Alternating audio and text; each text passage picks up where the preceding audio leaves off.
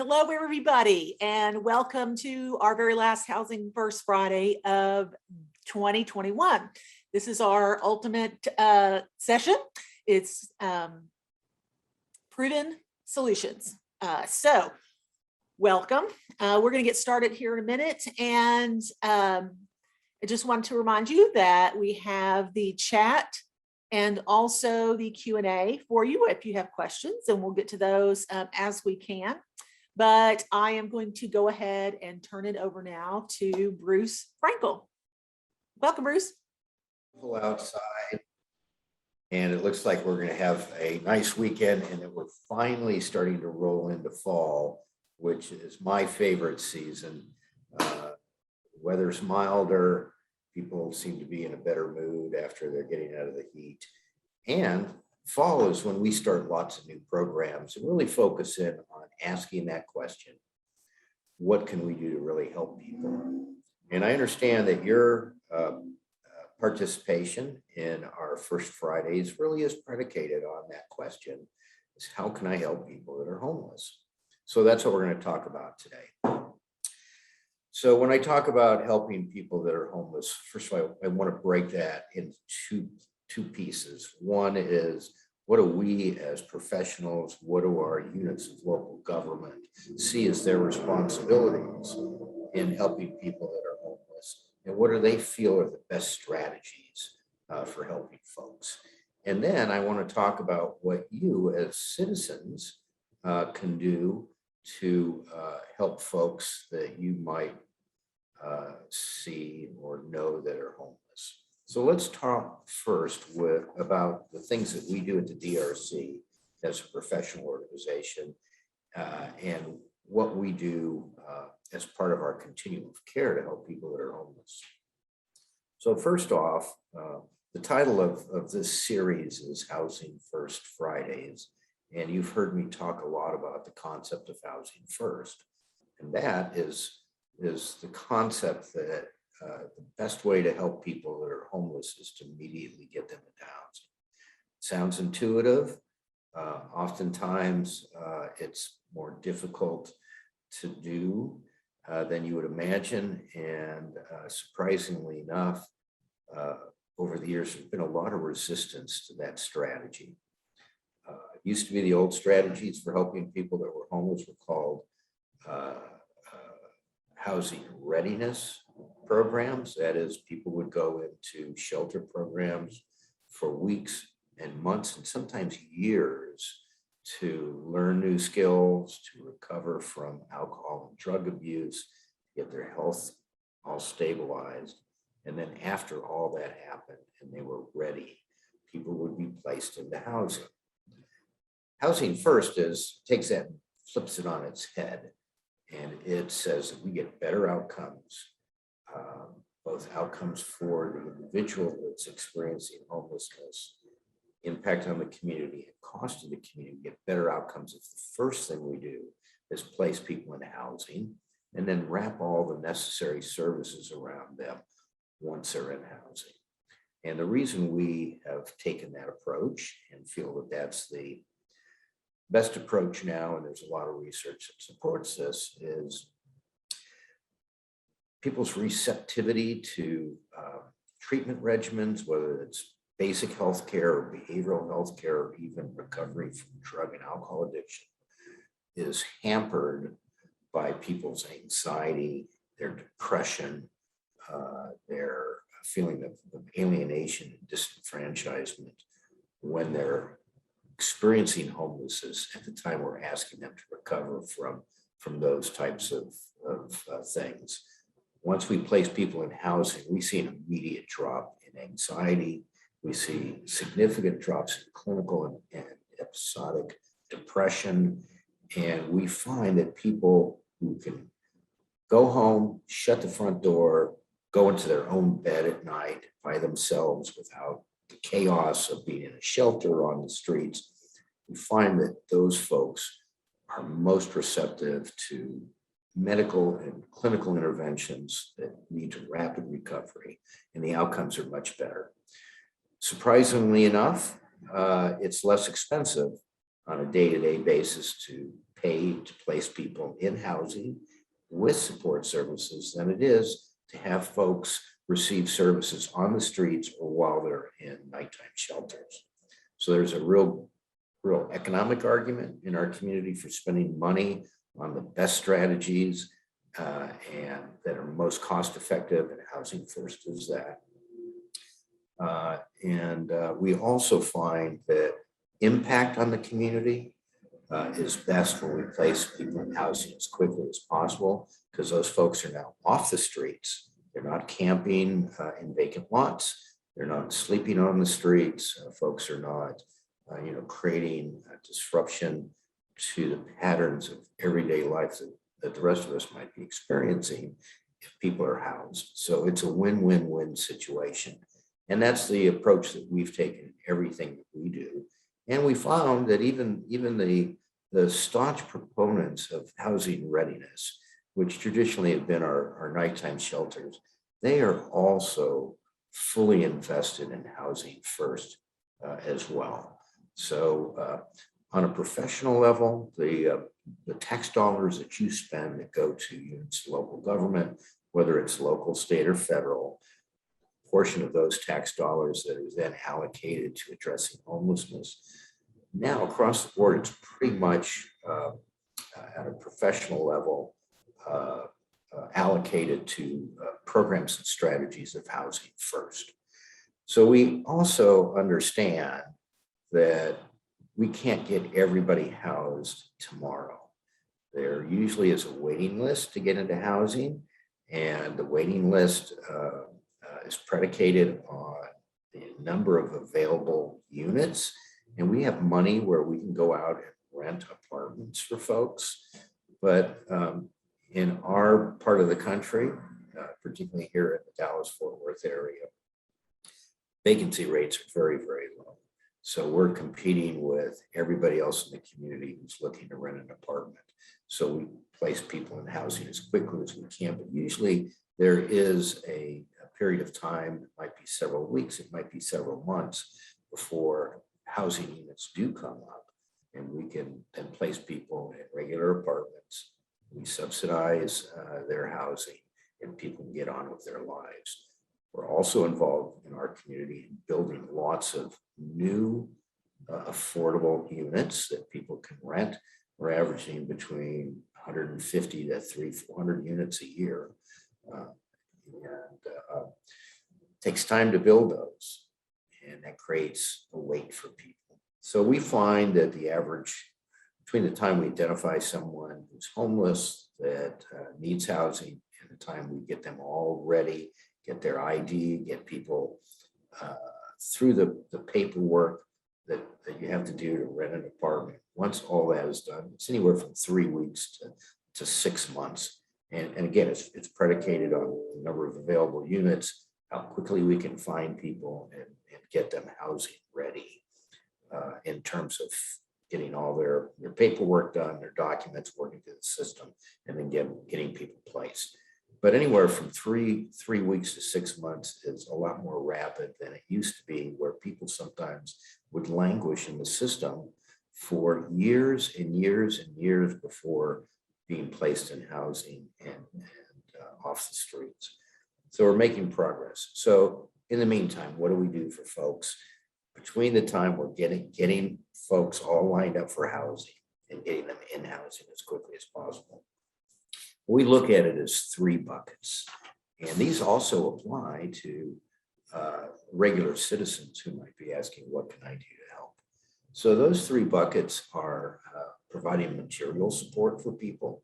So while folks are waiting to get into housing, it's really important that people have access to food, that people have access to emergency shelter if they need it when the weather gets bad, and have access to things like sunscreen, bug repellent, water, all the basic things that you can think of that you need that are material on a day-to-day basis. People that may be living in shelters or on the streets or back in the woods and encampments, they need all those things as well. So the DRC and other agencies, we put a lot of effort and resources into what we call mobile case management or outreach, where we go out, identify people that are waiting to get housed, and go out to where they're living, whether it's in the shelters or on the streets around East Lancaster or in any one of dozens of encampments all across Tarrant County. Outreach teams, not just ours, but other outreach teams will go out with material support for people. And again, that might include food, water, clothing, bug repellent, shampoo, socks, tents, sometimes sleeping bags. If the weather gets cold, we provide cold weather clothing for people so people can tolerate the cold. All those types of material supports that people would need. Now, when people ask me, what can I do to help and whether or not I should give to panhandlers, I get that question all the time. When you see a panhandler, oftentimes they may be homeless, oftentimes they may not. Regardless, people are panhandling because they need money to meet some sort of a material need.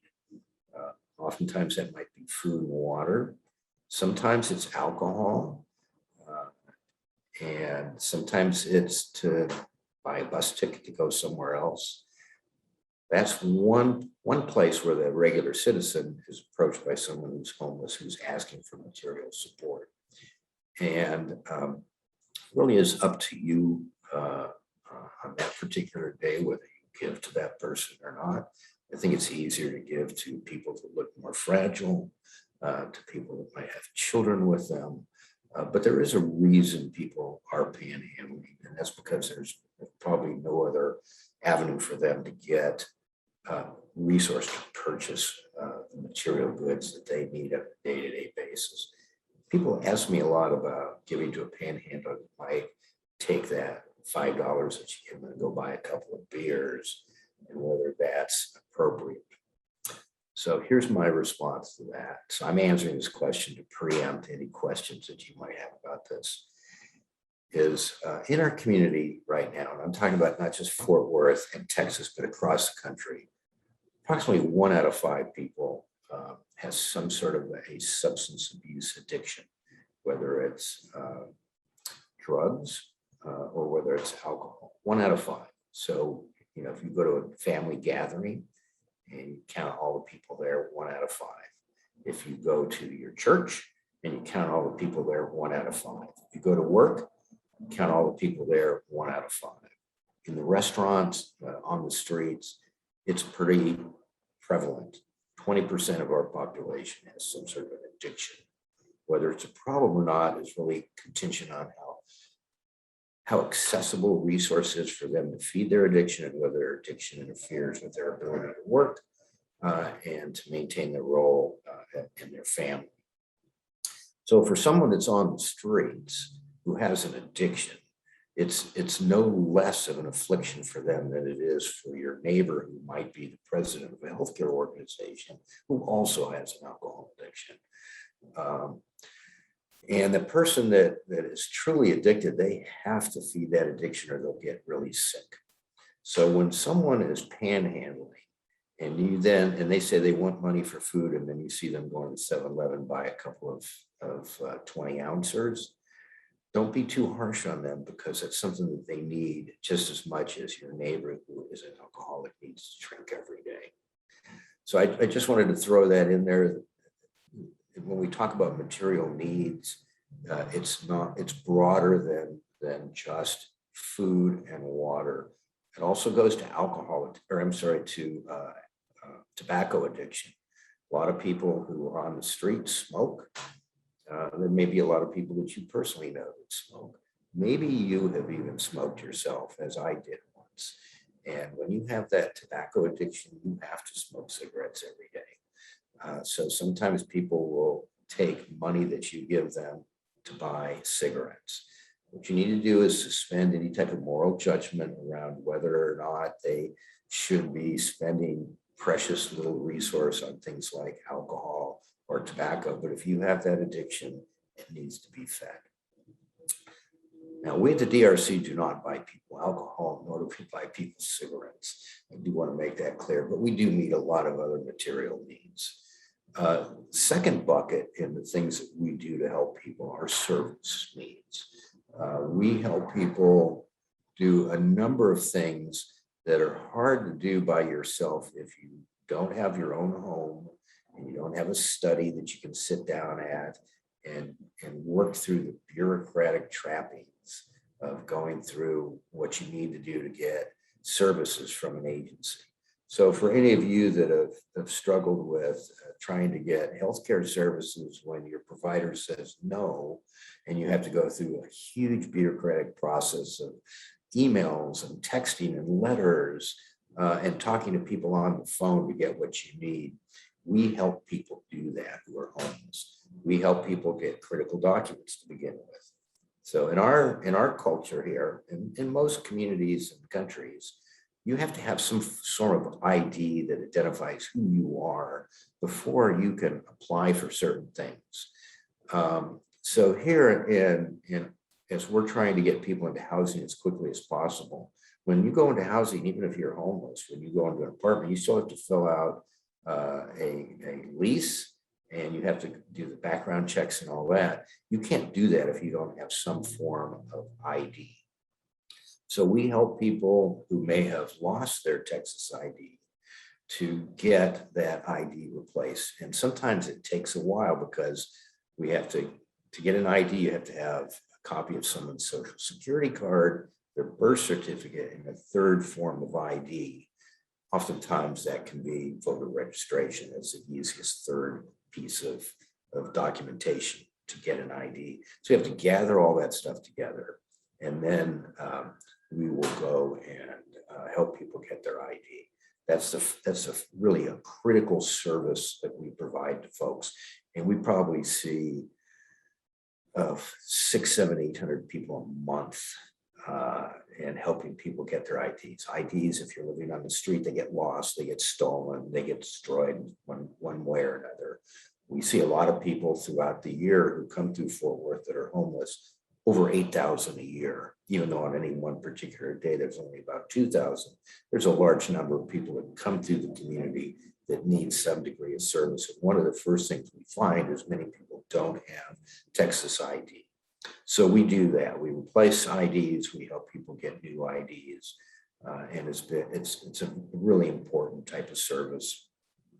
We then help people with the needs that they have, the needs of someone that's been traumatized, someone that's anxious, someone that is at their wit's end. Oftentimes need a professional and kind ear to counsel them on being able to manage and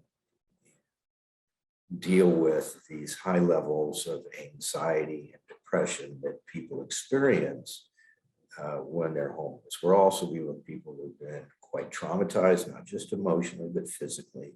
So we provide a lot of case management, social work, and counseling services to people to address these levels of mental health disruptions, is how we refer to them. It's not mental illness necessarily, but it is a disruption to people's lives that create episodic instances of high anxiety, depression, and other things related to responding to trauma.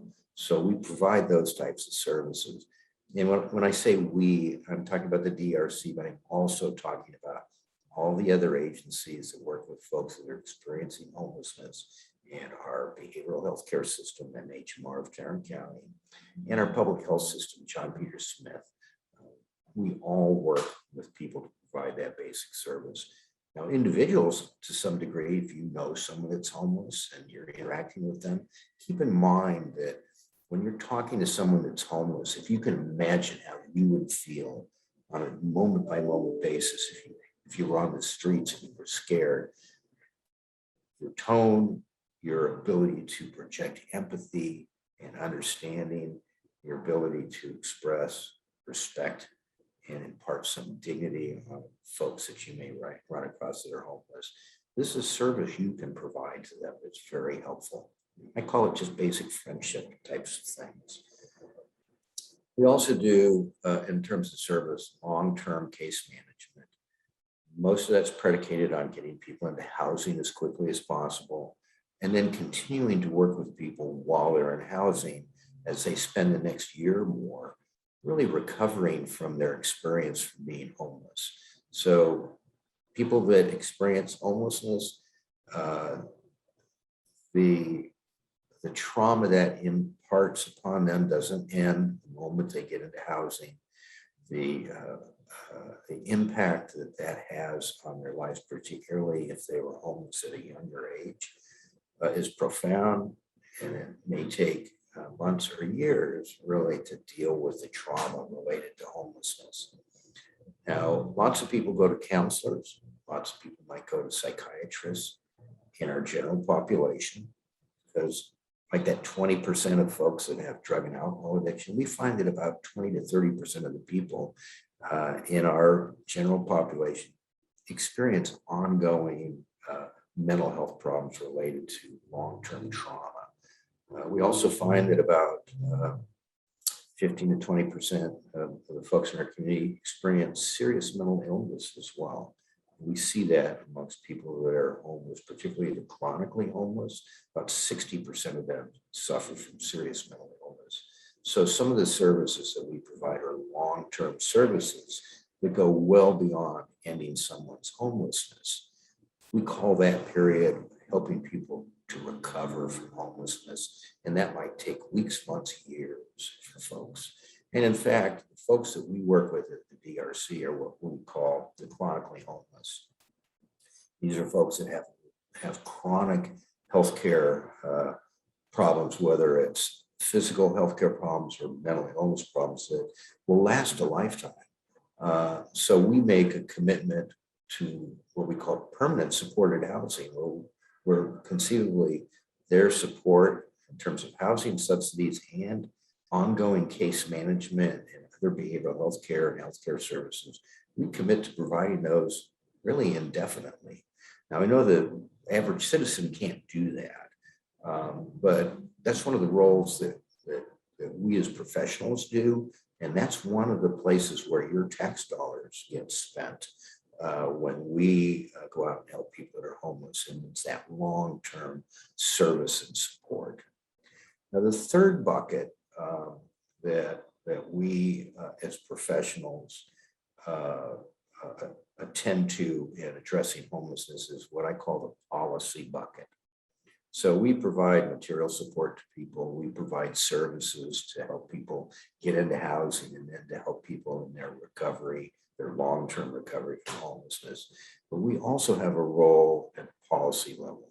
Now, not all agencies do, but certainly I'd say the agencies that are the larger agencies that have been around a longer period of time, and the DRC is in that category, we are actively involved on a day-to-day basis in being at the table, policy tables that include our elected officials, units of local government, other agencies collaborating with our continuum of care in trying to impact policy, trying to educate our elected officials who set policy and the general community, as we're doing today, vote on who will be elected officials. We try and work very actively in educating and promoting what we feel, based on the science and the data, are the best strategies for addressing homelessness. And at some point, those get recognized and funded and implemented only through policy action. So we work very, as I said, we work very closely in advising the mayor's office, the city manager's office. We meet on a regular basis throughout the year with our city council members, our county commissioners, and we also work on a national level with our national groups that address homelessness and homeless policy on the national level, and sharing with them what we feel are the best strategies based on the data and our experience in working in these areas. we collect a lot of data. We collect information on process, that is, how many people do we see? What do we give to them? We collect data on impact. How many people are we ending their homelessness? And then what is their progress in recovering from homelessness? And then we collect data on the impact on the community. How do we impact our community by taking people off the streets and housing them? And how do we impact the disruption that unaddressed homelessness causes in our community? We are trying to avoid the tragedy of lost lives. It's our number one mission. So we want policy that will get people housed and supported as quickly as possible. We also are very concerned with minimizing the disruption of homelessness that goes unchecked. So all of you are familiar, I would imagine, with what homelessness looks like in LA, where on any one day there's about 45,000 homeless people in LA. There's a whole 4-block area where there's probably a concentration of 15,000 people on the streets living in tents. We also see large concentrations and disruption of homelessness in San Francisco, where it's become a huge problem of unsheltered people living on the streets in the downtown areas. And we see it in New York, we see it in lots of our urban areas. So Fort Worth is now the 13th largest city in the country, and it's just growing. We're going to be in the top 10 before you know it. And in fact, 5 of the top 10 largest cities in the country are in Texas. So we're very acutely aware that as we in our community grow and get larger, and there's more people, and they're in housing, we've seen the cost of housing is going up and up and up, that there's a real possibility that if we're not effective in addressing homelessness, the disruptive elements of homelessness will start to overwhelm our community. We're starting to see a little bit of that in Austin right now. So I am happy to say we work really, really well here and together here in Fort Worth and Tarrant County. I think our elected officials and our agencies are embracing really good best practices, and our municipalities, particularly Fort Worth, Arlington, and the county, are starting to really put some significant dollars into creating more units of affordable housing and into providing richer and more long-term services and supports to people that are recovering from homelessness. And I'm happy to say that actually the number of chronically homeless are dropping in our community at the same time they're going up in other communities. So that is because we're doing a good job and we're involved and engaged and recognize the importance of policy. So we don't want to just be reactive to homelessness. We want to be proactive. We are always looking down the road, like what does our community look like in 20 years? And that's what we want to prepare for now. So those are the 3 buckets. So I want to just go over real quickly, what can you do as a citizen? What are your 3 buckets? One is the material support. And when I talk about your 3 buckets, I'm talking about your 3 buckets in partnership with the agencies that provide the professional services. We can't do what we do without the support of our citizenry, and that would be you. So what can you do? So material bucket, financial gifts to the agencies that you feel have a mission that looks effective and efficient to you, and one that sort of strikes your heartstrings. You know, all of these nonprofits that are addressing homelessness, we depend to a significant degree on donations, gifts from foundations, that type of stuff. So, you know, if you ever, have disposable income and you'd like to support an agency, just know that it's very, very necessary, and it gets put to good use in addressing homelessness. In-kind support is also extremely important. I'll give you an example. So we at the DRC, we provide a significant amount of water to people that are unsheltered during the hot summer months. We'll have collected through donations from people just like you, 15 to 20,000 bottles of water this year. And we get those out to people that are on the streets, but we also share those huge caches of bottles of water that we have with other agencies that need to hand out water to people. We get that through donations. People either giving us money to buy water or calling up and saying, you know, I got a couple of cases, can I drop them by? That type of stuff is very welcome. Now, we also do cold weather overflow shelter.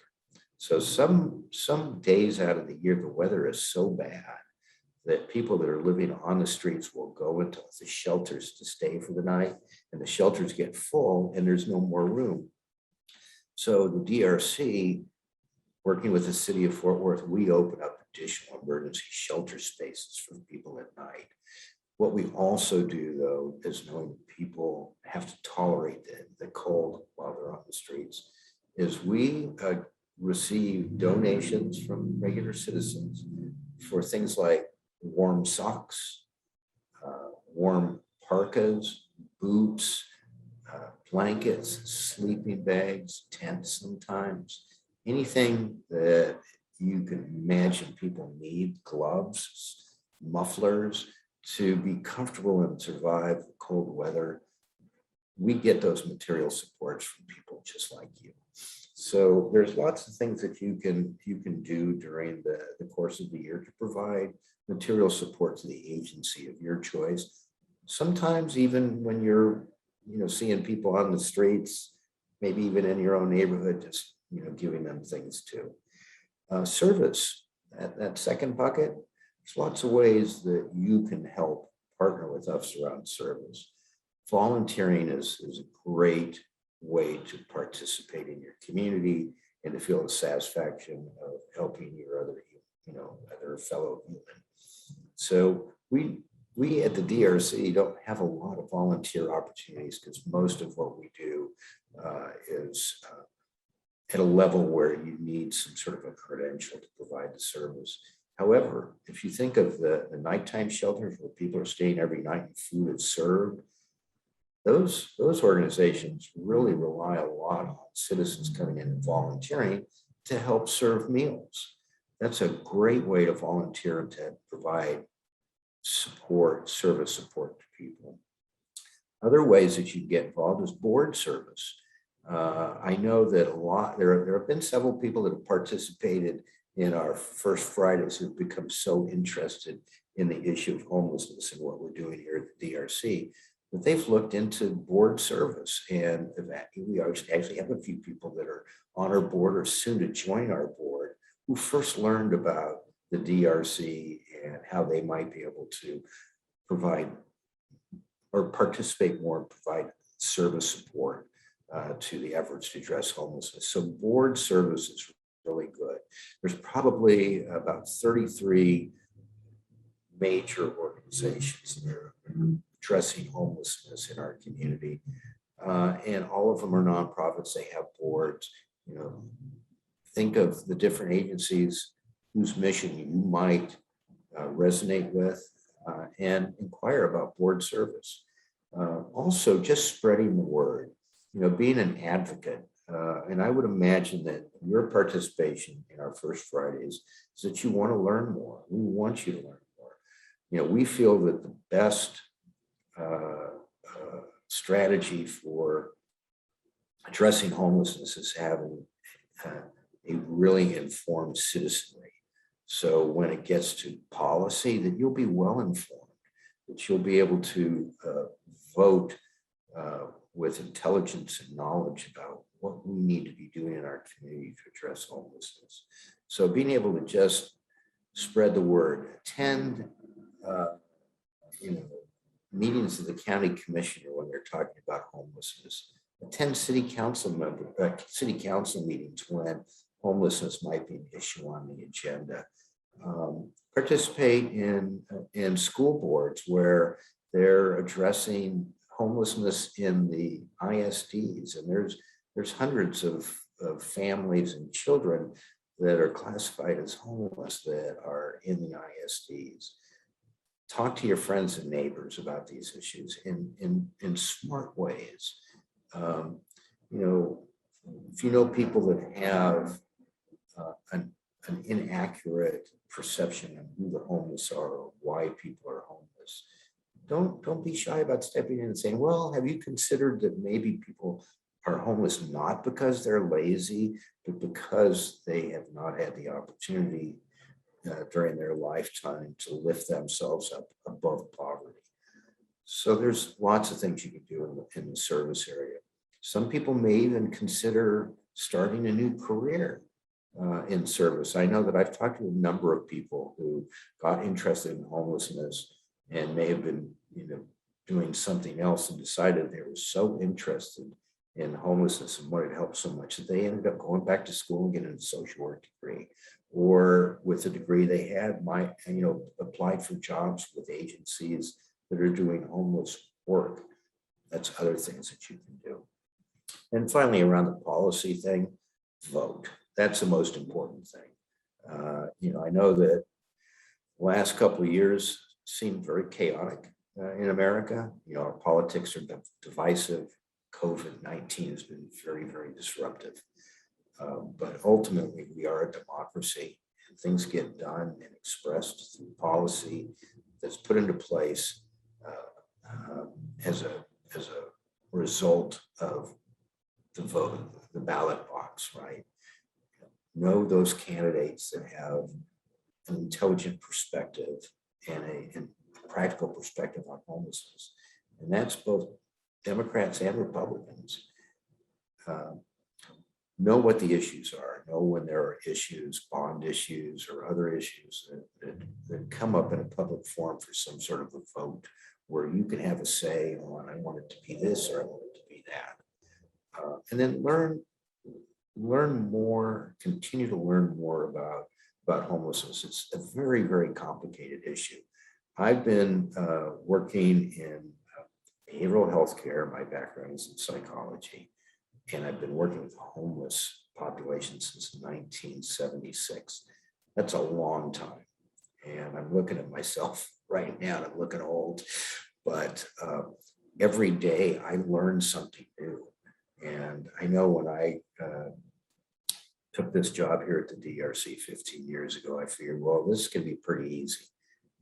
It's easy to identify who the homeless are. It's easy to articulate how to end homelessness, but it is so complicated to patch together funding for this, to agree on the best strategies, to deal with the ancillary issues of the impact of homelessness or homeless services in different neighborhoods, whether that's good or bad. And then, the genesis of homelessness, some of the institutionalized biases around housing and things like that.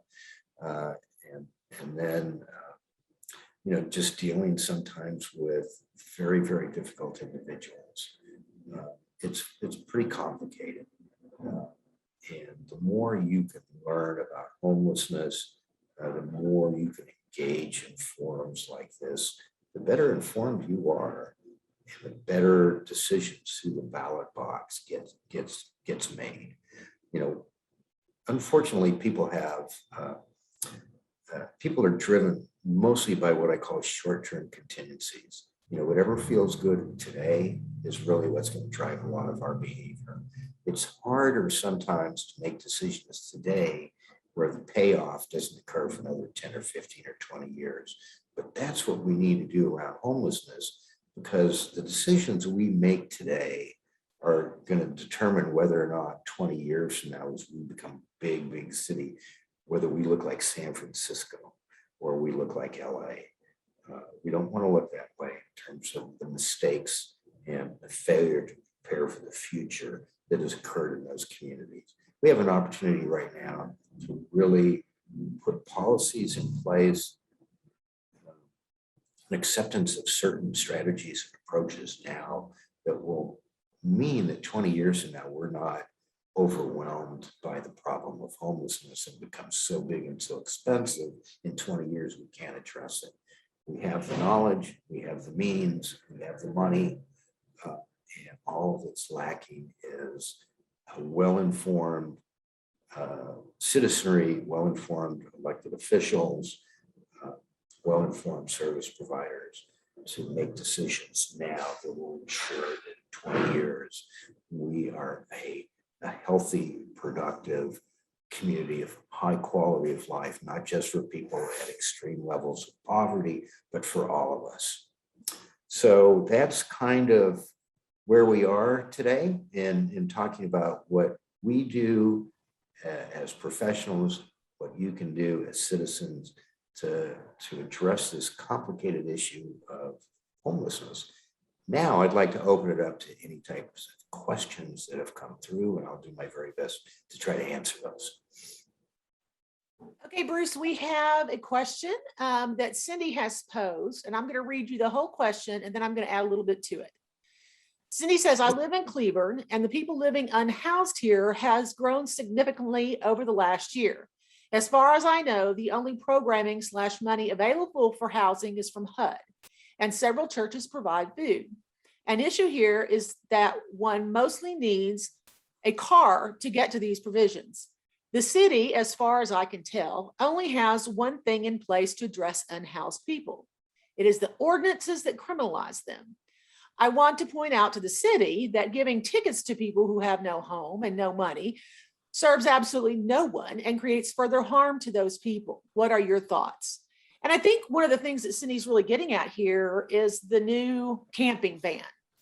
So, you know, if you'd like to speak a little bit about that new Texas state law and how it affects people across the state who are living in homelessness, as well as the idea that people in more rural areas, I mean, Cleburne's not as rural as it used to be, but it's not, you know, in closer into the heart of down, you know, where we are, and how people in those areas can help the people that they see. Well, there's a lot in there, Cindy. Thank you very much. And by the way, welcome to the DRC. Cindy will be joining our board soon. I'm very happy about that. Anyway, let me pick apart some of your question here, because it really gets at the heart of how complicated homelessness is. So, you know, homelessness mostly has been an urban issue, because most people that are homeless will congregate eventually, or there'll be an exodus of people to urban areas, because that's where the concentration of food and resources and services are. Also, in an urban area, you get an economy of scale where you don't have to travel very far to get a lot of stuff. And most urban areas are certainly more conducive to people being able to get by if they have no means of transportation. In a rural area where there's great distances to cover, where there's not as much money, it's more difficult to cobble together solutions for people that are homeless. However, even here in Fort Worth, one of the big barriers that we have to long-term recovery from homelessness, which would include, and it should include, some reentry to the job market, is how do people get to jobs, right? You can't, even if you're healthy and ready, willing, and able to work, you can't be expected to maintain a job if it takes you 2.5 hours each day, one way, to get to a job, because you have to take 3 different or 4 different buses to get from one end of town to another. And then the buses may not be working on time. They may not run on the weekends. They don't run at night. So it really limits job opportunities for people that don't have their own transportation. That becomes a bigger problem in a rural area where there is no level of public transportation. So Texas is poorly integrated when it comes to transportation. So, right, I know when I moved to Fort Worth in '85, Cleburne was out in the sticks. It really was very, very rural. Now, Cleburne and Burleson and the towns down there in Johnson County are all, they look more and more like modern suburbs of the big city of Fort Worth. And they're attracting more people. There's lots more housing that are being built in those areas. And together with that, even the more rural towns like Cleburne are now starting to become not so rural and starting to experience some of the social issues that and they become more visible that the bigger cities are dealing with, including homelessness. So every part of our state is covered by what's known as a continuum of care. And that's a group of, it's a geographic area that's also defined by a group of providers and units of local government that request housing urban development dollars from the federal government to address homelessness. Those dollars come in and are given through a grant to that, it's known as that continuum of care. So in Cleburne, we work here in Fort Worth and we are part of a continuum of care that covers Fort Worth and parts of Parker County that cover Weatherford area. The work that we're doing here in this area does not really touch upon the work that the continuum of care that covers Cleburne is doing. Now, off the top of my head, I don't have the contact information for the continuum of care that includes Cleburne, but offline, I promise you I can get that information and get it to you. You as a citizen, that's the first place to start to try to answer some of the questions on what is being done in Cleburne. How is homelessness being imagined there, and what are the solutions that are being imagined as well?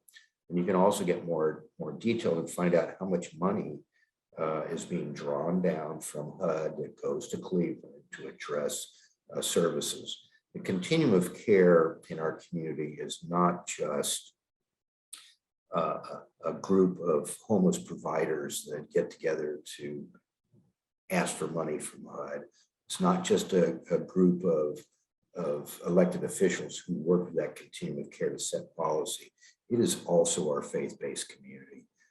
Here in Texas, there is a long tradition, and a very strong tradition that faith-based communities are there and at the ready to address some of our more serious social ills, including homelessness. Traditionally, the churches have been where people who are experiencing extreme poverty go to get material support, like clothing or a meal, or even sometimes a place to stay and sleep at night.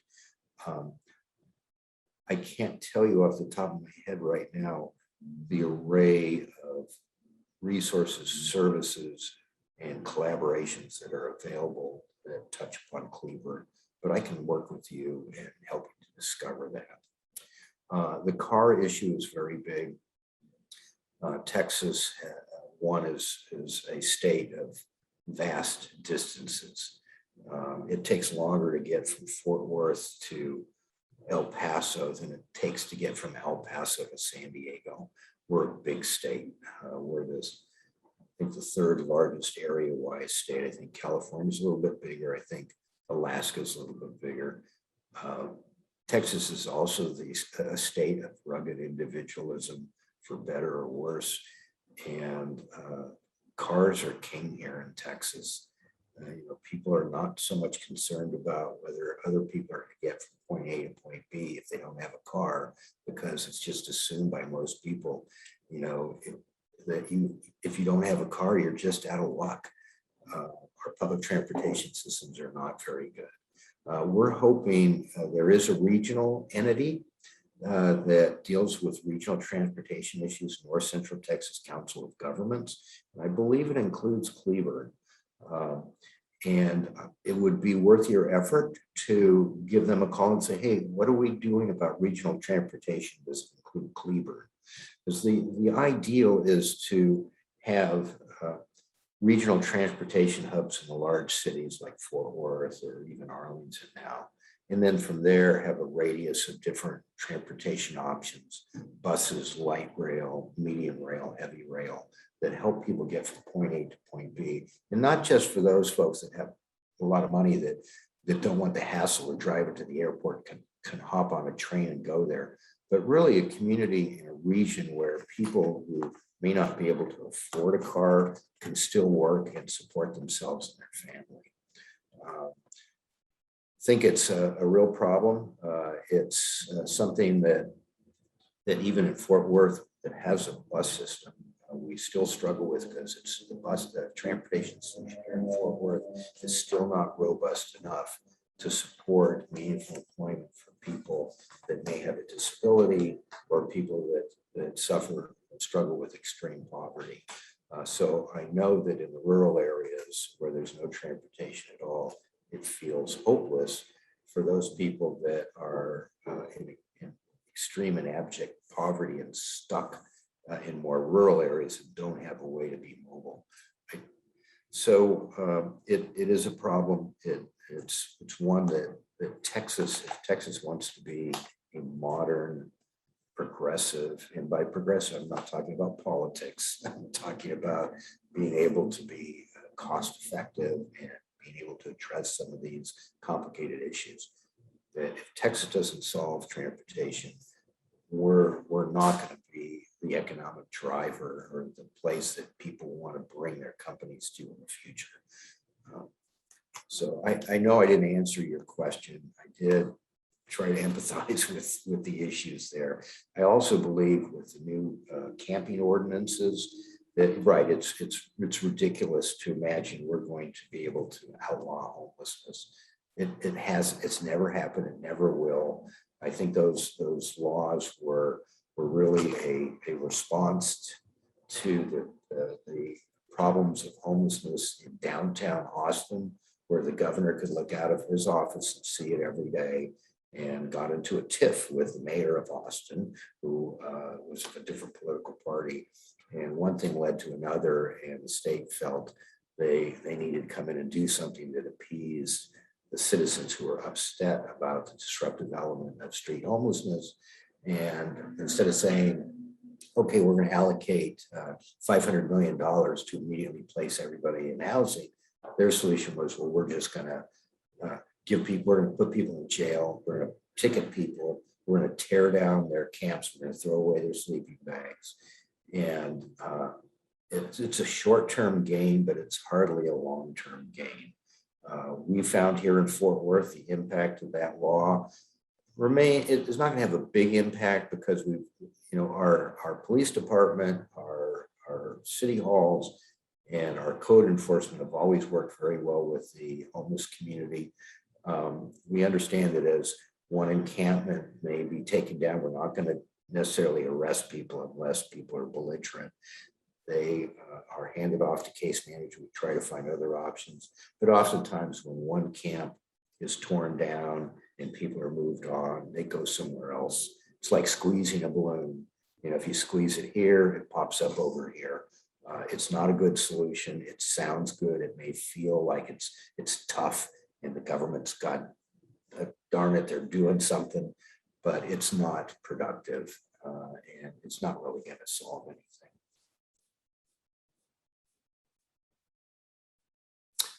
So there you go.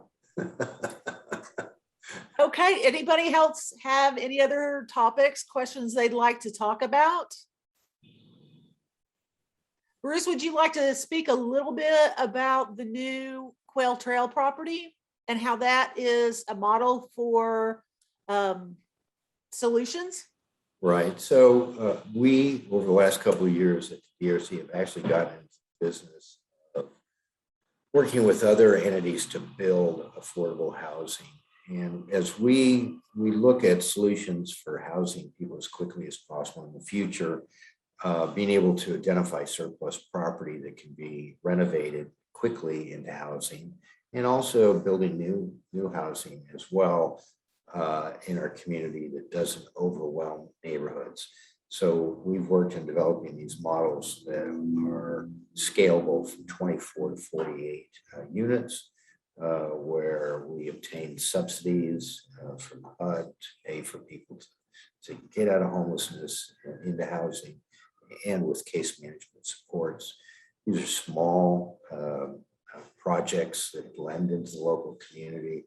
They must receive approval from the council member in that district. We work closely with neighborhood groups and business associations to be sure that they feel they're involved in these projects at the front end and have control over them. And we feel that these types of models are good models for the future. They're public-private partnerships. Building from the ground up is kind of a slow way to go. I think one of the things that we've learned, we like the models of sprinkling a small amount of housing across all the different communities. But I think what we more prefer is finding surplus property, existing property that can be renovated and transformed into housing. It's a lot faster. It doesn't require, some of the steps of zoning and planning and replanning. But Fort Worth has made a lot of gains over the last 12 to 24 to 36 months. Some of that, paradoxically enough, has been driven by COVID. Our communities receive a lot of COVID relief dollars, and dollars can be spent on building and housing people that are at-risk populations for high at risk for COVID, and many in our homeless population are. In the future, what we would like, and this gets into a policy area, is we'd like our elected officials to take some degree of responsibility and say, for us to address homelessness properly and to get the number of units that we need built or renovated and put into place as quickly as possible, we all have to accept some new permanent supported housing, lower income housing in our district. So I use an analogy of a packet of dye. If we take that packet of dye and we put it in a toilet bowl, say it's blue dye, then what you look down at is you look down at a deep blue pool of water in your toilet bowl, right? Imagine that's housing. Our policies up until the last 10 or 15 years are to concentrate poverty, low income housing all in one neighborhood. And we find that overwhelms a neighborhood. It creates zones where the quality of life starts to drop for everybody. Now you take that same packet of dye and you throw it in your backyard pool and you don't see anything, right? It's diluted. And in terms of housing, folks, if we house, 50 or 60 people every year in every one of our districts in Fort Worth, let's see, I got my calculator here. I can tell you exactly how many people we can house. We can house 450 people, or we can build 450 new units of permanent supported housing in Fort Worth every year. If every district were merely to accept 50 units, that's hardly anything. Those are the types of policy things that we're going to need in the future. And I think Quail Trail is a good example of how that gets applied. Any other questions? Okay, let me unpin you real quick. So thank you, everybody. Thank you, Bruce. This wraps the 2021 Housing First Friday sessions. Thank you all for joining us online for these. We know it's been a crazy year again, and we hope that these have been very informative and useful to you. If you were not able to catch every session, give me a little time. I'll have them all online pretty soon. Bruce, do you have any parting words for us? Yes, I want to thank everybody for participating. Many of you have attended all 6 of these sessions this year. These will be repeated again in 2022. As Liesl said, all of the sessions that we produced this year have been recorded, and there is a YouTube video for each and every one that you can revisit or share with your friends and families or any civic groups that you're engaged in. And I'd also like to extend to you an invitation to reach out to either Liesl or to me if you have any further questions. And if you're like me, the really good questions you might want to have asked won't come to you until about 2 o'clock at night. So, mull it over, and at any time, we're available to talk over the phone, to Zoom, to chit chat, with texting or emails, or even to get together for coffee or lunch to talk about these issues. Thank you very much. You are the citizens in our community that will inform other citizens, that will help us support and define good public policy addressing homelessness. Thank you very much. All right, everybody, I have put Bruce Frankel's email address and his cell phone number in the comments there. Trust me, text him first. Don't try to call him or email him first. Just text him and say, I sent you an email. Have a Right. great weekend. Thank you all. Bye-bye. Bye, everybody. Thank you. And Liesl, thank you very much. Thank you.